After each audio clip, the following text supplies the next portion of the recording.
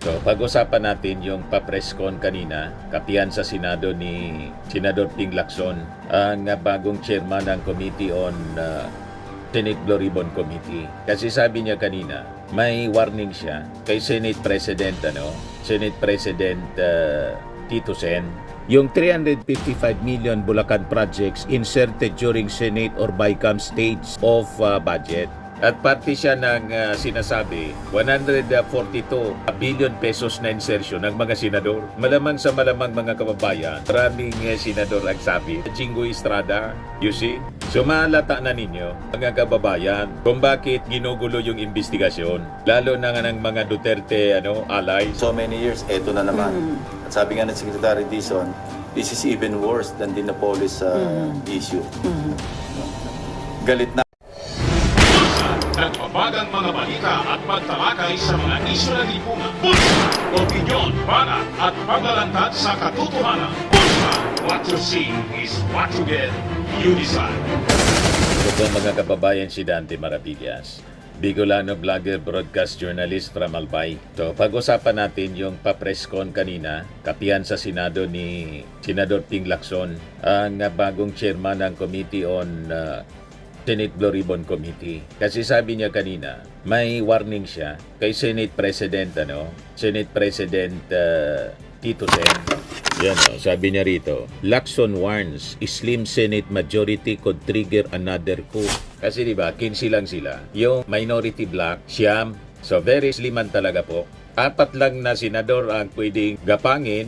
Mga kababayan, pwede nang matanggal si Tito Sen as Senate President. Kaya yun ang warning, mga kababayan ni Senator Ping Lacson. Siguro may mga nakakarating sa kanya na may gapangan para gawin muli because of this controversy na may nasasabit, mga kababayan, na ilang senador dito po sa flood control scam. Ang unang napangalanan, si Jinggoy Estrada at saka si Joel Villanueva, na agad naman po na nag-deny. May mga bagong revelasyon na na-confirm si Senator Ping Lacson. Yan yung 355 million Bulacan projects inserted during Senate or BICAM stage of budget. At parte siya ng sinasabi, 142 billion pesos na insertion ng mga senador. Malamang sa malamang, mga kababayan, maraming senador ang sabit. Itong 355 million, ang sabi ni Bryce Hernandez, yung engineer na nakakulong ngayon sa Pasig City Jail at nagpetisyon for amparo. Kasi daw, sabi ng abogado, may real threat sa kanyang buhay. So ito pong 355 million, sabi ni Hernandez, ito daw yung iniugnay kay Jinggoy Estrada. You see? So mahalata na ninyo, mga kababayan, kung bakit ginugulo yung investigasyon. Lalo na nga ng mga Duterte allies na mga senador. Kasi may mga senador pa na malamang mapangalanan, mga kababayan. And because of that, malamang ito yung dahilan kung bakit pinag-iingat ni Senador Ping Lacson itong si Tito Sen na baka makudita. Di ba? Yan ang balita dito ngayon sa Inquirer. The possibility of another coup has never escaped the new leadership of Senate President Vicente Tito Soto III, given the majority bloc's thin lead over the 9 minority senators. Sabi ni Ping Lacson, that's what I told the Senate President. I said, we are 15, they are 9. Do not underestimate the 9. According to the senator, he also reminded Soto that he is not just the Senate President of the majority bloc but of the entire chamber, including those in the opposition group. And he agreed. That's really his attitude. That you cannot be Senate President and only be the Senate President of the majority, sabi ni Ping Lacson, with a warning that the 15 have a thin margin against the 9. Tomorrow, anya, or the next day, you might be the one being ousted in a coup. And because Villanueva, si Joel Villanueva, was the majority leader of 2 ousted Senate Chief Escudero and Subiri, it became a joke not to elect him to the same position, sabi ni Lacson. That's why it became a joke. Do not make Joel Villanueva majority leader because he's already been majority leader twice. In both times, his Senate President was ousted in a coup. He even admitted it himself, Ngayon, Itong warning mga kababayan ni Ping Lacson kay Tito Sen, malamang seryoso itong warning kasi alam naman po ninyo, malawak yung intelligence assets ni Ping Lacson. Malamang may nakakarating sa kanya na mga kwento-kwento sa labas na may gapanganan niyang nangyayari. Delikadoan niya si Tito Sen na makudita, masibak, lalo na mga kababayan, napakasensitibo itong mga pinag-usapan sa Senado. Itong investigasyon po sa flood control scam na ang sabi, baka may mga senador pa other than yung dalawang na mention na nag-deny, baka may iba pa po. Kasi malaki yung insertion na ginawa po ng Senado. Umaabot sa 142 billion. At itong 355 million na inuugnay insertion kay Jingo Estrada, parte ito ng 142 billion insertion ng Senado. So malamang sa malamang, maraming senador ang sabi nga ni Ping Lacson kanina sa kapihan, wag naman sana anya na mawala ng quorum. Pag nawala ng quorum po, ibig sabihin, more than half ang mawawala. 24 sila eh. More than half ang mawawala. Pag ganyan, masabit yung maraming senador. Dito po sa flood control scam. Kasi sabi ni Ping Lacson, nakikita ko niya talaga sa ating Pangulong Bongbong. Naniniwala siya na gusto na niya itong tapusin, tuldukan, unless anya, proven otherwise. Pakinggan natin yung mga talakayan kanina sa kapihan sa Senado po. And then yung pagkakasangkot po ng dalawang kasamahan ninyo dun sa issue ng flood control scandal, how will that affect the credibility of the Blue Ribbon hearings going forward? Credibility? I don't think so. Wala pa naman tayo dun eh. Kasi bagong labas lang yun.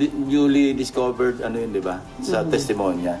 At wala pa rin sa Blue Ribbon yan. Sa House yun eh. Kung may re-record din dito, yung ganong aligasyon, ipupurso namin yun.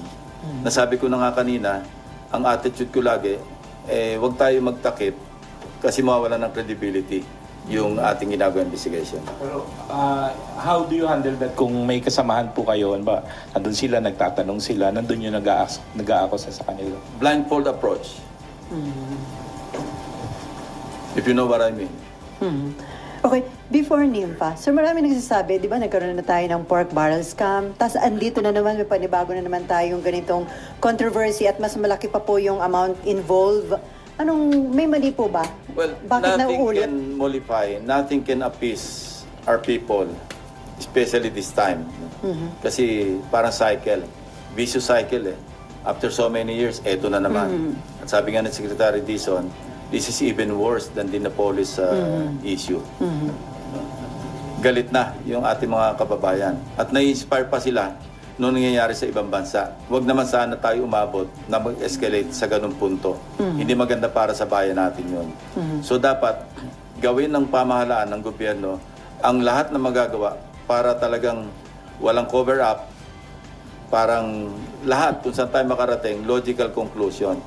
And I believe in the, in the sincerity, in the political will ng Presidente, unless proven otherwise.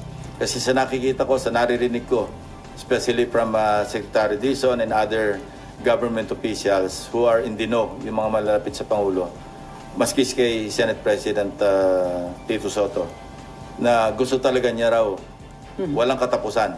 Yun ang binitiwan niyang term. Galit na rin, maski sinong tamaan. Yan din ang kanyang attitude. And I'm happy na sana hindi magbago yung ganong, masustain yung ganong determinasyon, yung ganong sinseridad. Otherwise, wala nang maniniwala sa pamahalaan. Yun ang nakakatakot. Okay, NIMFA, and then Amor, and then Ian, and then back to RG. Sir, si Yusek Cabral, will you pursue Papatawag. yung naging... Ko-confront ko siya doon sa kanyang Viber message. Kasi maliwanag, even kay Secretary Dizon, kasi ang una kong pinagpadalahan nung screenshot na yon, Secretary Dizon bago ko ilabas sa...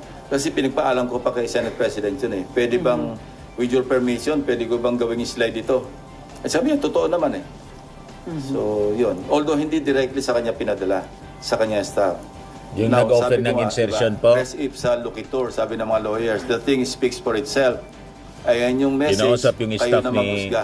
Sabi ko nga, Tito mukhang Sen. template, mukhang pro forma yung body. Marami pinadalan. Parang yun na yun. Nag-iiba lang yung kung sino yung addressee, no, na pinadalan. Sir, kasi dun sa mga pag-uusap nyo ni Secretary Dizon, ano kung, parang anong Wala, direction ang, niya for... ang comment niya lang, loko to ah. Kasi tinanggi sa kanya, sinabi niya nga na harap-harapan, dininay sa kanya, to his face. Magkaharap sila eh. Tapos ang pinadala ko sa kanya, isa lang ang comment niya, loko to, sabi niya. Ewan ko kung anong susunod na aksyon doon sa loko to. Yun ang kumukontak sa may staff ng mga senador. Nag-o-offer ng insertion para sa mga ghost projects. So madaling sabi, 142 billion yung insertions ng Senado. Kani-kanino mga senador yun naka-assign? O di ba? Yun ang didiskubrihin mga kababayan dito sa patuloy na pag-imbestiga ng Senate Blue Ribbon Committee. At pag ganyan, baka mawala ng quorum ang Senado. Na maraming senador yon kasi No, sabi nyo nga 355 I won't get there. No? Ikaw lang nagsabi, kaya sasabi ko lang, in answer to your question, kung ganun tayo dadali doon tayo dadali ng ebidensya, wala tayong magagawa. Di ba? Pero sa dahil sa inyong determination na malaman lahat ang involved dito, Well, it's about time, ano? wala It's bang about effort time. na patigilin kayo sa investigasyon? Meron bang wala naman? Wala naman. Sir, lastly, Kasi all-out support naman si Senate President. Kasi nag-usap na kami eh. It's about time na ayusin natin. Huwag yung napopulaan tayo na napopulaan. Especially so na yung magnitude, this is already beyond the Senate eh. Ano na eh. Kikilabutan ka doon sa, isipin mo, almost 2 trillion pesos yung for the past 15 years ba yun? Hindi. Yeah, kasi 2011 namin sinimulan, di ba? 2011, 15 years. Kung kukwentahin mo na parang more than 50% or more than 60%, magkano yung 60% ng 2 trillion? Di ba katakot-takot yung inubos na pera na kung kani-kanino napunta, tapos nalulunod yung mga kababayan natin, naglilimas ng tubig baha, palabas ng bahay. Meron pa iyan? Kasi 10 minutes na lang meron sorry, tayo. last na, sir. Sir, paano nga may other way pa ba na malaman yon kung sino nag-insert? Kasi nga, sabi nyo nga, wala namang record. Magagaling yung mga staff ko. Palagi ko, basta't kayang abutin, maaabot nila. Masisipag, magagaling. At hindi mo na sasabihan ng yung specific. They know what to do. And I'm always with them pag nagdi-discuss. Hindi ako yung tipong darating na lang sa akin yung manuscript at yun na lang gagamitin ko. Wala akong kaalam-alam kung saan ang galing. Hindi rin ako ganon. Ako, I stay with them even past midnight or before midnight. Basta gusto ko kasi alam ko yung pinagmulan eh. Latag talaga lahat eh. At ako, nagsasabi ko sa kanila na huwag kayong tumigil dyan. Hindi pa ako kontento dyan. Kaya nga, di ba, ang daming layers na inabot. Sabi ko nga, hindi pa sapat ito. Although sapat na, hindi pa rin sapat. Puntahan nyo pa rin. Gusto ko pa rin makita kung ano itsura. Okay, Raymond, Asher. And then Asher. Ay, tayo. Sir, good morning. Doon sa may lang concerns lang na parang in the past kasi para bang 15 yung pinangalanan ni Presidente na contractors. Kaya lang parang bakit masyado daw nafo-focus masyado sa mga diskaya. Now that you are the Blue Ribbon Chair, masitiyak ba natin na yung bang lahat sila, yung Yes. pangalanan doon ay mabubusisi ng uso? Maski nga yung wala doon sa 15, di ba? Nandun ba sa 15 yung Darcy? Wala. Oo. Maski wala sa 15, WJ, papatawag natin. No, rest assured na hindi lamang ang focus. Kasi sila yung, ewan ko bakit sa kanila na-focus eh. Hindi ko rin maintindihan eh. Hanggang sa napunta pa nga gagawing state witness. Hindi ko alam. Sir, additionally, doon sa issue ng, kasi ang pinag-uusapan natin is 22 to 25. What about kung may mga lumabas mag-backtrack?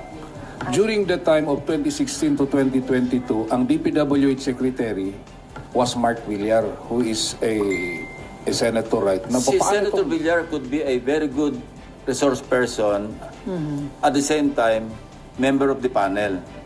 He can share. He's free to share his whatever he thinks or he knows about what happened from 2016 to 2022. Ang sinasabi ko sa loob, sabihin ko lang sa inyo, yung kung sa nakita ko, very, very, very active ang bank accounts ng Diskaya Couple simula noong 2015, 2016, tapos naging active uling sobra 2025. Thank you, Tim. Okay.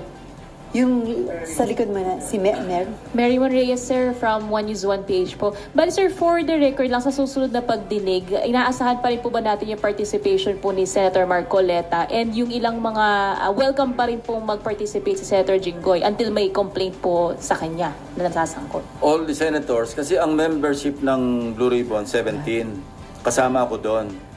Plus ex officio na 3 na lang naiwan kasi ex officio ako. So, bali ilan yun? 3 lang yung o 4 lamang yung senador na hindi members who can 20. also participate. Now, yung minority representation, iwanan namin sa kanila, bibigyan lang namin sa kanila yung numero. Ito yung inyong number of slots sa membership. Kayo rin ang bahalang pumili kung sino yung vice chairman. Sa ngayon, ang vice chairman sa majority, si Senator Erwin Tulfo, because he requested me to be the vice chairman. And I agreed. So, hingi rin kami ng isang vice chairman from the minority group. Kung sino man yon, hindi ko alam. Ang dating vice chairman yata, Senator Bato at saka si Senator Bongo. Now, if they would like to elect a new vice chairman, pero nilimit ko na lang sa 2 vice chairman. Katakot-takot na yung mga vice dito eh. 3 yung vice chairman sa Blue Ribbon. So sabi ko, 2 na lang, isang majority, isang minority. Pero wini-welcome pa rin po natin yung participation ng ilang Because they are nasasangkot. senators. Until po may complaint or case na ipa-file against them po. Tsaka po, Maski merong cases filed, they can still participate because that's their right. Until convicted, wala na silang karapatan kasi convicted na. Sure. Final conviction, Okay na. meaning Supreme Court, yung affirmed by the Supreme Court. Okay. Okay, before Mayan, sir, sabi nyo, hindi pwedeng minosen yung minority block dahil 9 yung members. Ilan na nga kailangan, pwede nang magpalit, Yun di ang ba? sinabi ko kay Senate President. Sabi ko, 15 tayo, siyam sila. Huwag mong minosen yung 9. And ang attitude din ni Senate President, ito na pag-usapan natin. Huwag natin baliwalain kasi mga kapwa senador yan. Tratuhin natin sila. Ikaw, kasi you are the Senate President of the entire Senate, of all the 23 other senators. Dapat yan, and he agreed, ganyan naman talaga yung attitude niya, no? Na hindi po pwedeng Senate President ka lang na majority. Pero ito pa yung isang, with a warning, manipis yung 15 against 9. Baka bukas makalawa, ikaw naman yung kinuko. No? Kaya yung naging biruan niya dyan, wag mong kukunin majority leader si Joel Villanueva kasi 2 beses ng majority leader yan na nakuko yung kanyang Senate President. Pero sa doon sa... Aminado naman siya eh. Kaya ito si Senator Alan Peter, gusto niya i-volunteer na majority leader si Joel. Senate President Tito. Pero sa doon sa naging complaint These are kahapon... light moments lang ito. Pero dun sa naging complaint ng minority, dun sa naging decision tungkol kay Bryce, sa tingin nyo, dun napakita rin yung mahusay na leadership ni Tito Sotto na ang naging ending pinalipat sa Pasay City Jail. Yes, parang sabihin natin Solomonic, pero temporary yun eh.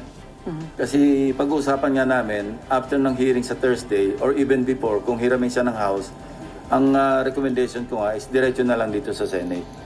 Mas mainam na rin dito, at least wala na tayong gastos sa gasolina pag may hearing, may escort pa. Mas mainam na nandito kasi meron naman kaming facility rito. Okay, Maan. Sir, sabi nyo kasi kanina, hindi lahat priority na imbitahan yung mga contractors. Sino lang po yung priority sa Webes na harap? Pag-usapan pa namin mamaya. Kaya nga, pakawalan nyo na ako kasi may meeting ako. Sir, pahabol daw isa si Malu. Kasi sabi nyo na mayagpag yung mga Diskaya, 2016 to 2022. Sir, senador po kayo nun, hindi nyo po natunogan that time? Hindi namin kilala si Diskaya noon. Ngayon nga lang nagsulputan eh. Okay. Kasi yung contractor hindi pa naman lumalabas ng kung sino-sino, di Sir, ba? pero yung pagsisingit sa budget, Marami na ako na-check nun eh. Siguro nabawasan lang. Marami ako nakaltas nun, year in, year out, okay. sa budget ng DPWH. Marlon, may pahabol? Sa dami niyo pong inimbestigahan na anomalya sa gobyerno, irregularities, paano niyo po irarank tong flood control scandal na to? One of the most challenging ito, actually. Kasi complex at saka masyadong widespread. Kaya hindi mo alam kung sa katutungo kasi nakakahilo. Kung ano yung uunahin mo. At saka, basta medyo complex. Maski nga si Secretary Dizon, overwhelmed siya eh. Sabi ko, sama niya sa priority niya yung barbershop. Kasi mukhang hindi na nagpapagupit yung mama. Po, Firmax Firming and Lifting Cream, pinapahid po sa mga pulses in affected area. Mainam po sa paninigas ng mga kaso-kasuan. Ito naman po, Automax Radiant Serum. Sa mukha naman yung application, anti-aging po siya. You will look 10 years younger than your age. Sa mga cancer patients naman po, baka lang gusto ninyo itong itry. Neng siya red mix fruit drink. Hindi mo po siya gamot, food supplement siya. Kaya lang, gawa siya mga kababayan sa goji berry. Yung goji berry, may anti-cancer properties. O ngayon, yung mga inquiries ninyo, dumiritso na lang kayo sa aming messenger sa Facebook para masagot namin agad. Ayos pa? Ayos na ayos niya, Mr. Maravilla. But anyway, ito po pala yung aming bagong product na binibenta online. I am worldwide amazing pure organic barley powdered drink mix from Australia. Negosyo to ng aking anak na architect entrepreneur Riz Maravillas. Ayan po. Kontakin na lang po ninyo siya, Riz Maravillas on Facebook. Ang mga health benefits niya, boost immunity, improves digestion, enhance energy levels, packed with antioxidants, prevent cancer. Sa mga naghanap po ng malinis and spacious fitness gym, pumunta lang po kayo sa aming Colossal Fitness Gym. May Grab ka rental din po kami. Ito naman po yung bago naming product na binibenta online. Eye Glow Serum, whitening po siya. Tingnan ninyo yung epekto sa aking anak na architect before and now. Yung mga inquiries po ninyo, dumiretso na lang kayo sa kanyang Facebook account, Riz Maravillas.